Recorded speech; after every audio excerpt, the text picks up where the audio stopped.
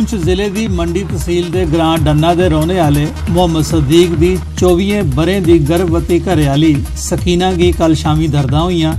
परिवार वाले उसी घनाड़े चुकिए बर्फ च लोरन प्राइमरी हैल्थ सेंटर पहुंचाया। सेंटर वाले मंडी सब डिस्ट्रिक्ट हस्पताल ले जाने की सलाह दी। एंबूलेंस गड्डी दे बर्फ च फसे होने करी उहदी सेवा नहीं लैती जा सकती ही। घरे वाले लोरन थाने के SHO की अपनी दुविधा दसी। SHO होरें PWD मैकेनिकल विंग दे असिस्टेंट एग्जीक्यूटिव इंजीनियर कमल ज्योति शर्मा उनके कन्नै राबता किया। कमल ज्योति होरें कोआर्डिनेट करिए गर्भवती महिला की स्नो फ्लो मशीन राहें अस्पताल पहुंचाया।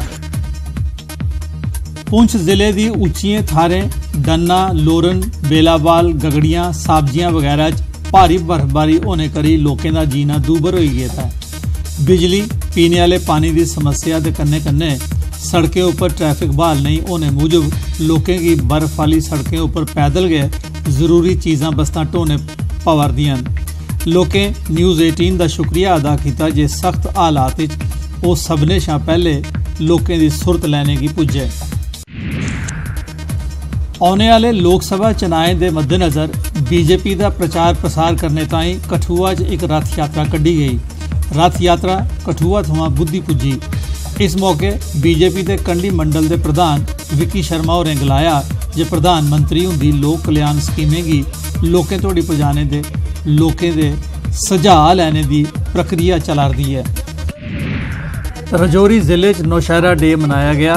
ये ध्याड़ा 1947 जम्मू कश्मीर कबायली हमले मूजब रजौरी नौशहरा दाखिल होने वाले हमलावरें की भारतीय सेना के नायक यदुनाथ सिंह हुंदे आसिया खिद्दी कड्ढने ते वीर गति की प्राप्त होने के चेते च मनाया जाता है। इस मौके 16 कोर के GOC major general Paramjit Singh होरें यदुनाथ पार्क शहीदें गी फुल चक्कर अर्पित किए।